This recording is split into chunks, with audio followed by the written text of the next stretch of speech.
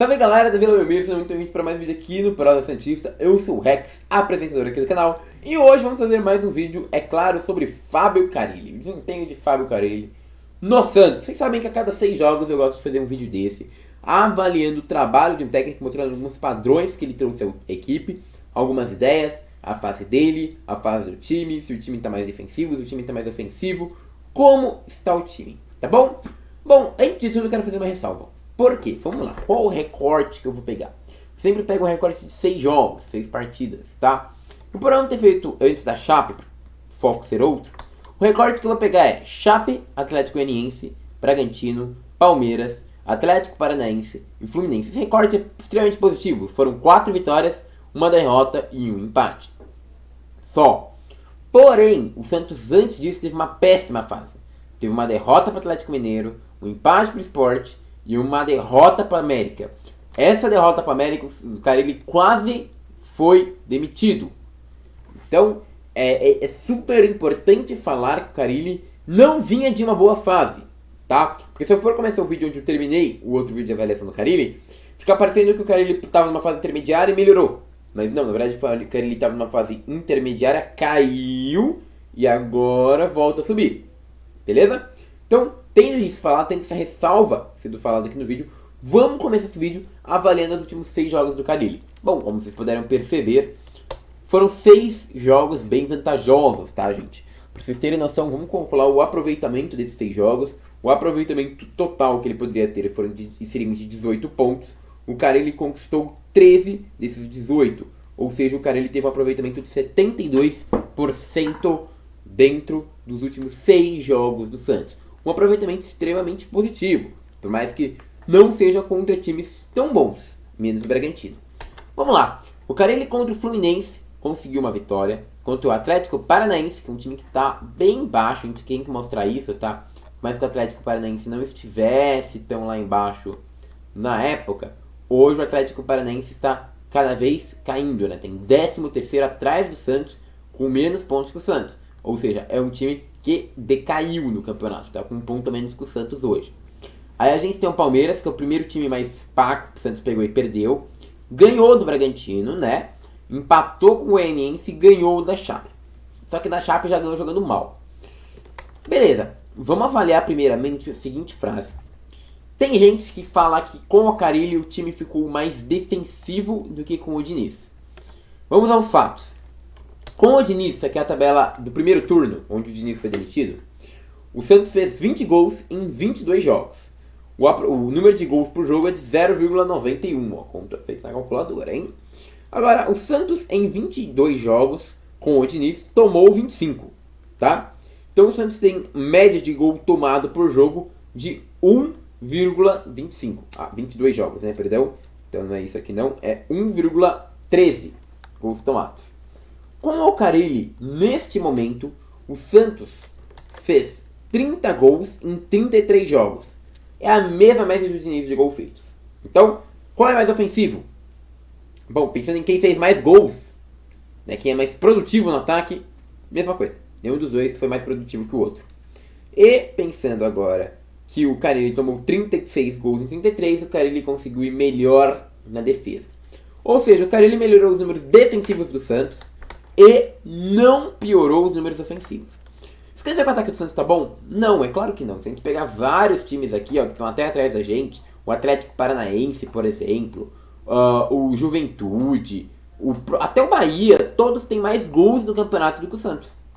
Mas o Santos, infelizmente, ofensivamente é um time muito opaco e que está bem ruim. Mas falar que o Diniz era melhor em fazer gols do que o Carille é uma mentira. Não à toa, o Santos hoje tem a 4ª melhor defesa do campeonato, mas o pior ataque no brasileiro na era Diniz. O Peixe sofreu 11 gols e marcou apenas 8 no segundo turno. Isso aqui mostra como que o Carille de fato não é um técnico ofensivo, não é um técnico que está indo tão para cima, não é um técnico que está sendo assim, mas também quer dizer o quê? Que o percentual do Diniz e do Carille são extremamente iguais, ofensivamente, que o Carille Diniz também, como eu sempre falei, é um técnico propositivo, mas não ofensivo. Eu sempre falei isso aqui no canal. E esses números mostram. Ele tem uma defesa fraca, mas ofensivamente os números dele são iguais aos do Carille. Exatamente iguais. Então a gente já quebra esse rumor aí, né? O time era mais ofensivo com o Diniz. Não. Tem o mesmo número de gols, pelo menos tem o mesmo número de efetividade que tem com o Carille, tá? Então esse é um ponto já a se falar, é um mito a se quebrar, digamos assim, nesse começo de vídeo. Vamos avaliar a fase atual do Santos. O Santos vem de 6 vitórias, né? De 6 jogos com 4 vitórias. A primeira delas foi sobre o Fluminense, cara. O que é importante falar nessa vitória? Foi nessa vitória que se consolidou esse time maluco do Carille. Esses 3 zagueiros, com Velasquez, Robson e Bosa. 4 meias com Lucas Braga de ala, Felipe Jonathan, Zanocelo e Madison. E o ataque com Marinho, Tardelli e Marcos Guilherme. É um 3-4-3 que virava um 3-5-2, né? Porque o Diego Tardelli às vezes virava meio e deixava os dois aqui. Ou o Marcos virava meio. Então, um time com bastante variação tática. Rex, a gente tem um vídeo desse jogo? Na verdade, a gente tem sim. Nesse jogo a gente pode trazer alguns apontamentos que são bem importantes, tá? O primeiro deles é que o Santos ainda dava muito espaço entre os zagueiros, principalmente porque faltava o Kaique, né? Então os espaços surgiam com mais facilidade, você pode perceber. Tinha bastante espaço, né? Mas também dá pra perceber uma outra coisa, que o Santos, por mais que desse alguns espaços, quando conseguia fazer alguns contra-ataques, espera aí, deixa eu pegar o contra-ataque aqui, aqui.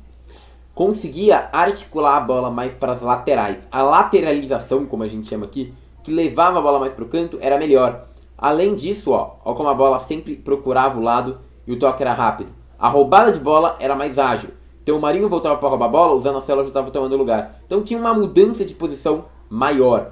O que a gente mais pode perceber nesse jogo é jogadores roubando a bola de modo rápido e eficaz, tentando puxar jogadas para as laterais com contra-ataques rápidos e eficazes, mas ainda dando muitas brechas nas laterais. O Santos ainda era um time que acabava por deixar várias brechas. Deixa eu ver se eu tirei o som aqui, senão não estão nem me ouvindo, né? Mas o Santos ainda deixava várias brechas. Mas sempre procurava as laterais. E aí, das laterais, tentava vir pro meio de campo, tá? Isso era uma coisa bem interessante desse Santos, a gente pode apontar.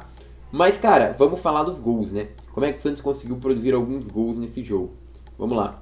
O primeiro, assim, Madison penetrando na área. O Madison como arma foi uma coisa muito explorada no período Carille. A famosa inversão de lado, né? O Carille falava inversão de corredor. Vinha de um corredor, lançava para outro corredor, pegando as costas da defesa e achando o jogador do Santos. Então, isso foi alguma coisa muito usada pelo Carille, pelo Fábio Carille.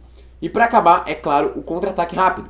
O Santos era um time que matava muitos jogos pelo contra-ataque, né? Eu acho que esse aqui é o exemplo claro. Marinho puxando, Madison vai passar o Tardelli fazendo a meiuca, e aí a gente vê essa movimentação da linha de 3. O Marcos Guilherme abre para um lado, o Marinho para o outro, e aí vai sobrar pro Tardelli enfiar pro gol. Ou seja, movimentação. A linha que tá lá na frente, ela se move, né?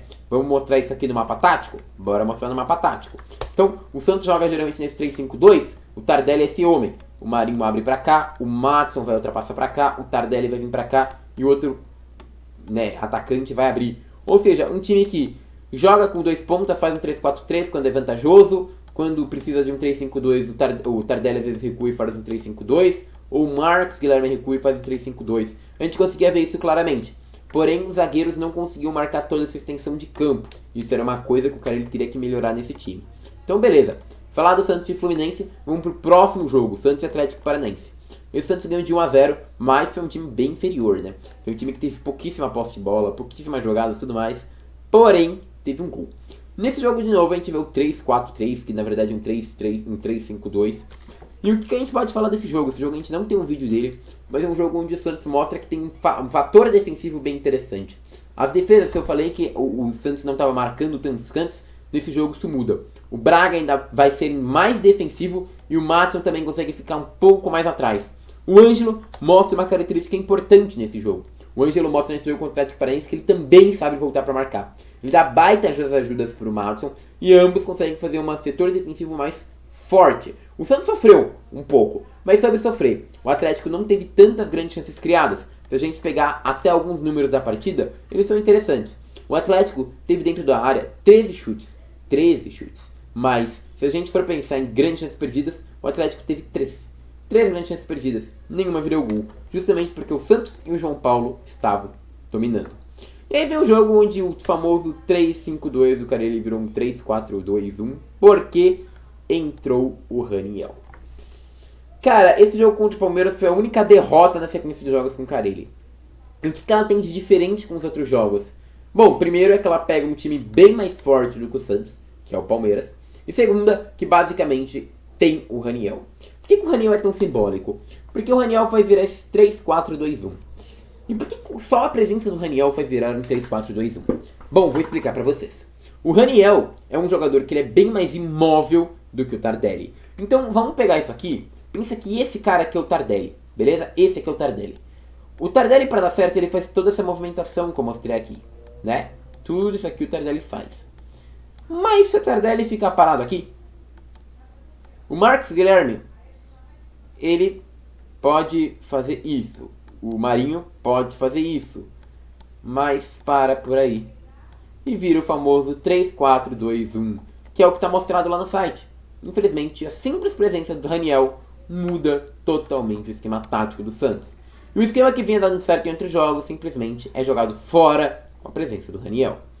E a gente pode ver isso mudar quando o Santos ganha do Bragantino com a volta dele, Diego Tardelli. Mas mais do que isso, Gabriel Pirani. Porque antes a gente tinha Marcos Guilherme vindo para o canto, agora a gente não tem Matson. E o Marcos Guilherme assume a outra ala. Mesmo não marcando tanto, e nesse jogo a gente também tem vídeo, vou mostrar aqui para vocês. Nesse jogo, o Santos sofre um pouquinho pelas alas direitas, principalmente. A gente pode ver, ó, ataque pela direita. O Marcos Guilherme não vai dar conta de marcar, quem vai salvar o Kaique. Então, a gente vê o Marcos Guilherme não fazendo essa marcação tão bem feita. Mas a gente tem isso aqui, ó. Inversão de posição o tempo todo do Pirani e do Tardelli. O tempo todo o Tardelli vindo pra cá, Tardelli vindo pra lá, ó, armando pelo canto. O Pirani servindo de armador. A jogada saindo cada vez mais. O Pirani encontrando aqui fora, ó, o Braga. Então, o time surgindo, né? O time do Santos é um time interessante nesse jogo, justamente porque era um time que surgia. E aí a gente vê o Tardelli, inclusive, abrindo na esquerda, onde estaria ocupado às vezes pelo Marcos Guilherme, e é onde sai o primeiro gol do Santos. Ou seja, essa movimentação com o Pirani, ela é maximizada. E para acabar, a gente pode pegar o último gol do Santos, que é basicamente o segundo, né? E esse gol, ele é bem interessante.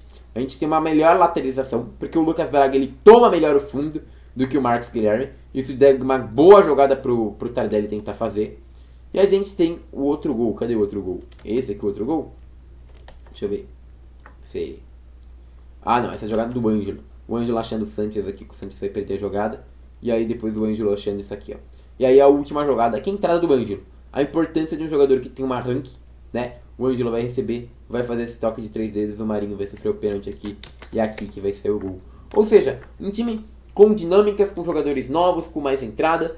A gente vê um time que melhorou a marcação com a entrada do Kaique, mesmo com o Marcos Guilherme melhorou a marcação, né? Mas perdeu um pouquinho da intensidade, já que era o Marcos Guilherme, não o Matson, tá? E aí a gente tem de novo o Santos e Atlético Goianiense, de novo o Santos vai bem mal. Olha como o Santos, quando tá 40 e poucos por cento, reativo, beleza, vai bem. Mas quando desce mais de 40%, vai para 30 e pouco por cento, o Santos joga mal. E aqui é um jogo que o Santos tem 35% de posse de bola, joga mal, né? Mas mesmo assim consegue sair com o 0-0. O Kaique em campo com o Matson deram mais consistência. Mais que o Matson não seja um grande marcador, ainda assim ele é melhor marcador que o Marcos Guilherme. E esse time acabou tendo alguma precisão, alguma consistência. Infelizmente o Ângelo e o Marcos Guilherme não conseguiram puxar muitas jogadas para cima do Atlético Goianiense. O Atlético conseguiu dominar a maior parte do jogo.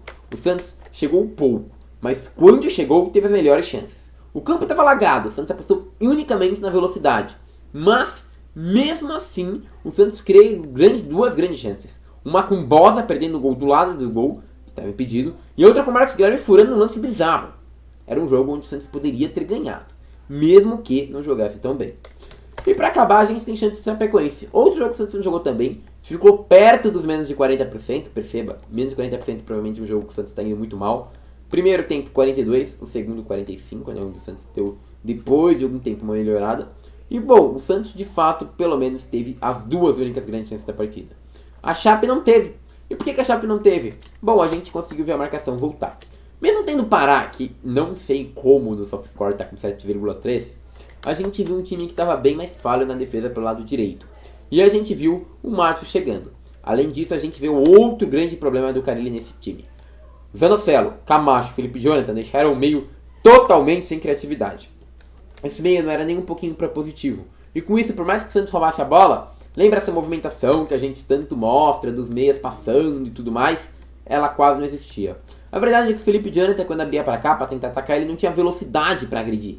Então ele ficava aqui nesse mormaço. E sem o Lucas Braga para agredir, o time ficava no mormaço e quase não conseguiu atingir a Chape. O primeiro tempo fez gol. Fez. Mas fez um gol justamente por um pênalti cavado pelo Marinho. E só foi voltar a atacar e fazer um outro gol no segundo tempo, quando o Pirani entra na equipe e volta a dar essa dinâmica para a equipe. Bom, vamos voltar para avaliar e passar a régua. Nos últimos 6 jogos, cara, ele tem um ótimo aproveitamento. O time é ofensivo? Nem tanto. Às vezes, infelizmente, características do técnico extremamente reativas, elas aparecem e deixam o time mais reativo do que precisa. Isso aconteceu contra o Atlético Paranaense e contra o Guarani. Guarani não, a Chapecoense, desculpa. Mas, quando lá o time é um pouco mais propositivo e o Carille um pouco mais ousado, se o Santos joga bem com as posições de jogadores certos, às vezes até consegue dominar e mostrar que o elenco tem mais qualidade do que muitos torcedores pensam. Coisa que aconteceram contra o Fluminense e contra o Bragantino. A verdade é que esse esquema do Carille está deixando claro pra gente uma coisa. O time do Santos ele realmente precisa ser um time reativo hoje. Não tem qualidade para ser um time propositivo. Mas pode ser um time reativo ou impositivo, que vai pra cima, pressiona e amassa o adversário. Sem qualidade, mas com muito vigor físico e muita velocidade. O time do Santos está mostrando que tem sim mais do que somente a retranca. O Carille mostrou em alguns jogos que tem sim mais do que a retranca. Mas infelizmente às vezes o técnico se conforma com o normal e isso é uma das coisas que assustam demais o Santista. Bom, meus queridos, é basicamente isso. Avalio que o trabalho do Carille nesse momento é de moderado para bom, né? Para bom, de fato. Trabalho interessante, mas com seus defeitos ainda. Tudo bem? Espero que vocês tenham curtido o vídeo. Peço seu comentário, sua opinião aqui embaixo, baseado no que você viu no vídeo aqui. Sua inscrição e seu compartilhamento. Deixa seu like. Muito obrigado. E agora eu fui.